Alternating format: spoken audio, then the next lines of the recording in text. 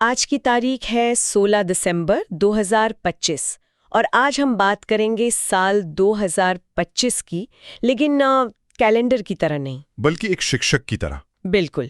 हमारे हाथ एक बहुत ही दिलचस्प लेख लगा है जो कहता है कि 2025 एक आईना था, एक ऐसा शीशा जिसने हमारी आदतें, कमजोरियां और हमारी असल प्राथमिकताएं सब कुछ साफ साफ दिखा दिया।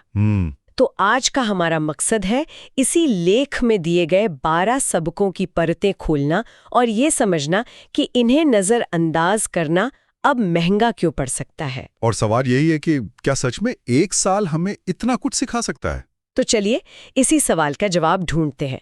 सबसे पहले बात करते हैं बुनियाद की, जिस पर सब कुछ टिका है, हमारा मन और हमारा शरीर। हाँ। लेख की शुरुआत ही होती है मेंटल हेल्थ से और कहा गया है कि मानसिक स्वास्थ्य अब कोई लग्जरी नहीं बल्कि एक जरूरत बन गया है। ये तो हम सुनते आ रहे हैं, पर इस साल इस सोच में असल बदलाव क्या आया? बदलाव मतलब जमीनी स्तर पर आया है। पहले क्या था कि चुपचाप सब कुछ सहते रहने को मजबूती माना जाता था। हाँ, कि शिकायत नहीं करनी है। बिल्कुल। लेकिन इस लेख का एक दिलचस्प नजरिया यह है कि 2025 ने इस धारणा को तोड़ दिया। तनाव, बर्नआउट, ये सब अब सिर्फ किताबी शब्द नहीं रहे, ये करोड़ों लोगों की रोजमर्रा की हकीकत बन गए हैं। सही बात है। इसलिए मदद मांगना अब कमजोरी नहीं बल्कि समझदारी है। ये समझना कि आपको अपनी देखभाल करनी है। लेख की एक लाइन है, मजबूत बनने का मतलब चुप रहना नहीं होता। ये तो बहुत बड़ा मानसिक बदलाव है। लेकिन एक सवाल है, सोर्सेस पर कुछ कहता है कि इस समझदारी को अमल में लाने की हिम्मत कहां से आती है? क्योंकि जानना एक बात है और मदद मांगना वो एक बिल्कुल अलग कदम है। बहुत अच्छा सवाल है। देखिए, लेख सीधे सीधे कोई फॉर्मूला तो नहीं देता, पर इशारा करता है। हिम्मत तब आती है जब समाज में इस पर खुलकर बात होती है। अच्छा। जब लोग अपने आसपास देखते हैं कि दूसरे भी मदद ले रहे हैं और उनकी जिंदगी बेहतर हो रही है, तो वो अकेला महसूस नहीं करते। तो एक तरह से हिम्मत आती है नॉर्मलाइजेशन से, ये जानने से कि आप अकेले नहीं हैं। लेख में सेहत को नजरअंदाज करने को सबसे महंगी गलती कहा गया है। देर रात तक जागना, कुछ भी खा लेना, इसका असर कैसे समझाया गया है? बीमारी तो इसका कह सकते हैं आखिरी नतीजा है। लेख का फोकस उससे पहले होने वाले नुकसान पर है। इसे समझने के लिए लेख एक बड़ी अच्छी एनालॉजी देता है। आपका शरीर आपका परमानेंट घर है। वाह। जब हम इस घर की देखभाल नहीं करते तो हमारी एनर्जी कम हो जाती है, फोकस नहीं लगता, मूड स्विंग्स होते हैं। ये सब आपस में ऐसे जुड़े हैं कि एक को नजरअंदाज करके दूसरे को ठीक नहीं किया जा सकता। तो अगर हमारा अंदरूनी घर ठीक है तो शायद हमें बाहरी दुनिया से तारीफ की जरूरत कम पड़ती है। लेख में एक पॉइंट है, सेल्फ रिस्पेक्ट ओवर वैलिडेशन। हाँ, आत्मसम्मान को मान्यता से ऊपर रखना। और इसमें लाइक्स, व्यूज, इन सबको टेम्पररी कहा गया है। हाँ, और टेम्परेरी के साथ साथ एडिक्टिव भी। ये एक ऐसा नशा है जिसकी डोज हर बार बढ़ानी पड़ती है। सही बात है। आज 100 लाइक्स से जो खुशी मिली, कल वो 200 से भी नहीं मिलेगी। यहाँ लेखक एक बहुत बड़ा सवाल खड़ा करता है, हम जी किसके लिए रहे हैं? दूसरों के तालियों के लिए या अपनी मन की शांति के लिए? लेकिन क्या हम वैलिडेशन से पूरी तरह अलग हो सकते हैं? मतलब इंसान होने के नाते थोड़ी बहुत बाहरी मान्यता की जरूरत तो होती है ना? ये बहुत जरूरी बारीकी है। और लेख का मतलब जीरो वैलिडेशन नहीं है।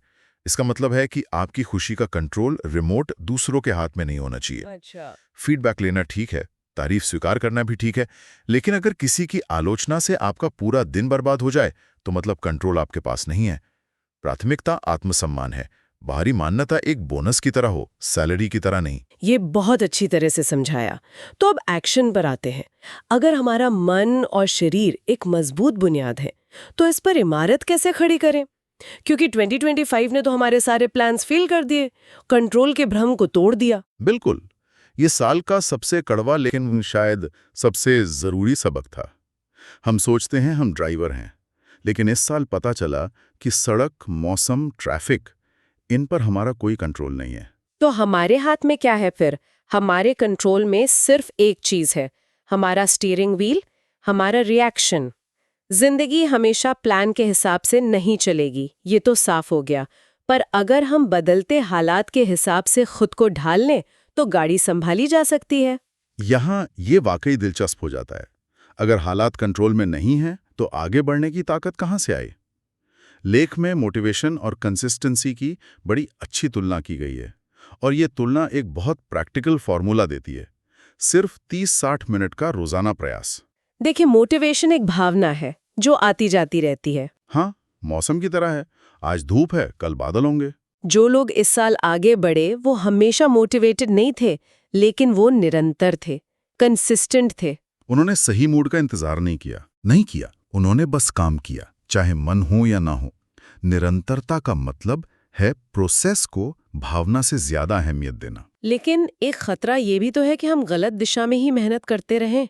क्या सोर्स इस बारे में कुछ कहता है? ये बेहतरीन सवाल है। सोर्स सीधे सीधे नहीं कहता, लेकिन इशारा करता है। निरंतरता का मतलब आंख बंद करके एक ही काम करना नहीं है। इसका मतलब है रोज एक्शन लेना और उस एक्शन से मिले फीडबैक के आधार पर अपने रास्ते को थोड़ा थोड़ा एडजस्ट करते रहना। तो ये अंधे निरंतरता नहीं, बल्कि जागरूक निरंतरता है। बिल्कुल, और यहीं से अगला सबक जुड़ता है। छोटी छोटी आदतों की ताकत। लेख कहता है कि रातों रात मिलने वाली सफलता एक बहुत बड़ा भ्रम है। हाँ, जो लोग चुपचाप हर रोज थोड़ा पढ़ रहे थे या थोड़ा एक्सरसाइज कर रहे थे, साल के अंत में वही लोग मीलों आगे थे। इस लेख में इन आदतों के लिए एक शब्द इस्तेमाल हुआ है, बोरिंग पर पावरफुल। बोरिंग पर पावरफुल, ये अच्छा है और ये सच है। रोज 20 मिनट पढ़ना शायद इंस्टाग्राम पर पोस्ट करने लायक रोमांचक न लगे, लेकिन एक साल में ये कई किताबों के बराबर ज्ञान दे देता है। और यहीं से एक और बात निकलती है, परफेक्ट होने से ज्यादा जरूरी है शुरू करना। हाँ, कई लोग जब तैयार हो जाऊंगा का इंतजार करते रहे, लेकिन जीत उन लोगों की हुई जो अधूरी तैयारी के साथ ही मैदान में उतर गए। इस पर लेख की एक लाइन मुझे बहुत अच्छी लगी। एक्शन क्लैरिटी लाता है, क्लैरिटी एक्शन नहीं। क्या बात है, ये तो मतलब पूरे सेक्शन का सार है। हम सोचते हैं पहले रास्ता साफ दिखेगा, फिर हम चलेंगे, जबकि होता इसका ठीक उल्टा। हाँ, जब हम चलना शुरू करते हैं तब धुन छटती है।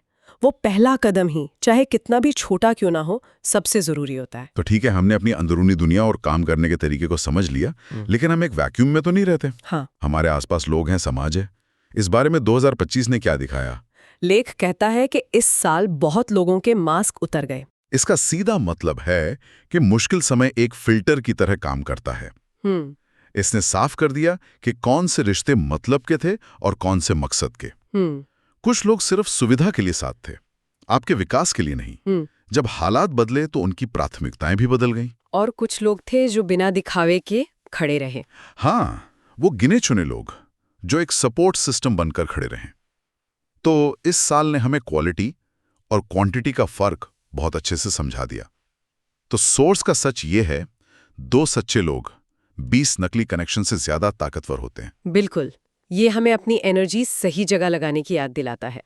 भीड़ इकट्ठा करने से बेहतर है गहरे रिश्ते बनाना। इन कनेक्शंस का एक बड़ा हिस्सा आज सोशल मीडिया पर होता है, जो तुलना को बढ़ावा देता है।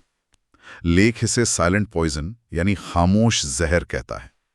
ऐसा क्यों? क्योंकि तुलना का नतीजा सिर्फ 2 चीजों में निकलता है। या तो आप किसी की हाईलाइट रील देखकर खुद को कमतर महसूस करते हो, जिससे हीन भावना आती है, या फिर अहंकार, या आप किसी को खुद से कमतर देखकर अहंकार ले आते हैं। दोनों ही जहर हैं। ये हमें याद दिलाता है कि हमारी रेस किसी और से है ही नहीं। हमारी रेस हमारे अपने कल से है। बस, क्या हम आज कल से 1% बेहतर हैं? सिर्फ यही सवाल मायने रखता है। और इन सब में खोखले रिश्ते, तुलना, स्क्रॉलिंग हमारी सबसे कीमती चीज खर्च हो रही है, समय। लेख की एक लाइन है, पैसा वापस आ सकता है पर टाइम नहीं। और समय के इस्तेमाल का एक सीधा नियम भी बताया गया है, एक फिल्टर नियम है। जो चीज आपको ग्रो नहीं करा रही, वो आपका टाइम चुरा रही है। ये तो बहुत सीधा और सख्त नियम है। बिल्कुल, चाहे वो घंटों की स्क्रॉलिंग हो, बेकार की बहसों में उलझना हो, या ऐसे लोगों के साथ वक्त बिताना हो जो आपको आगे बढ़ने से रोकते हैं।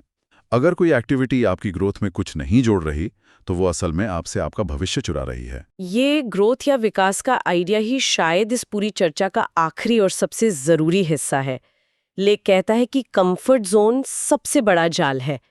ये थोड़ा अजीब लगता है क्योंकि एक मुश्किल साल के बाद तो हर कोई आराम ही चाहेगा। हाँ, और यहीं पर तो जाल है।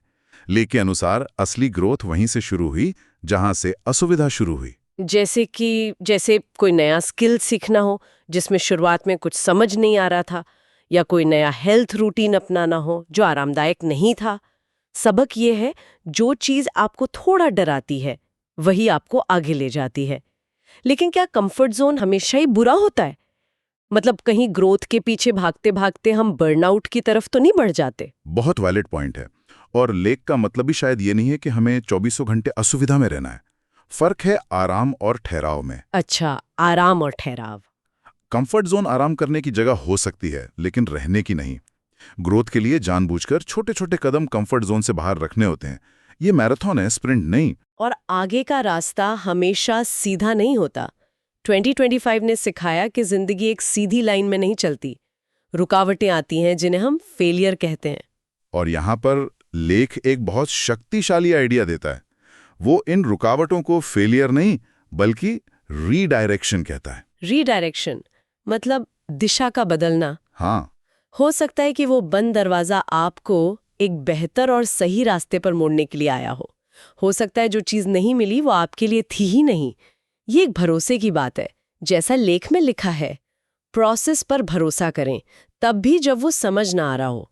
ये मानना कि हर चीज किसी बड़े कारण से हो रही है, ये हिम्मत देता है। बिल्कुल। तो इन सभी 12 सबकों को समेटते हुए इस लेख का फाइनल ट्रूथ या अंतिम सत्य क्या है? ऐसा लगता है कि 2025 ने कोई जादुई फॉर्मूला तो नहीं दिया। नहीं, कोई जादुई फॉर्मूला नहीं है, और शायद यही सबसे बड़ी सीख है। लेख ने सिर्फ एक बात साफ की है, अगर जिंदगी सुधारनी है तो पहले अपनी सोच, अपनी आदतें और अपनी प्राथमिकताएं सुधारनी पड़ती हैं। बदलाव अंदर से शुरू होता है। बाहर से नहीं। अगर ये सबक सिर्फ सुने नहीं बल्कि अपनाए जाएं, तो आने वाला साल सिर्फ एक नया साल नहीं बल्कि हमारा अपग्रेडेड वर्जन होगा। लेख की आखिरी लाइन बहुत पावरफुल है, जो सीख लिया उसे नजरअंदाज मत करना। क्योंकि ज्ञान का होना काफी नहीं है, उसे अमल में लाना जरूरी है। ये सबक सिर्फ पढ़ने या सुनने के लिए नहीं है, जीने के लिए है। जीने के लिए है। ये हमें एक बहुत ही अहम सवाल पर छोड़ जाता है। इस लेख में 12 सबक हैं। अगर आने वाले साल में किसी को इनमें से सिर्फ एक सबक पर पूरी तरह महारत हासिल करनी हो, तो वो कौन सा एक सबक होगा जिसका असर बाकी सभी 11 पर अपने आप पड़ने लगेगा? वो कौन सी एक चाबी है जो बाकी सारे ताले खोल सकती है?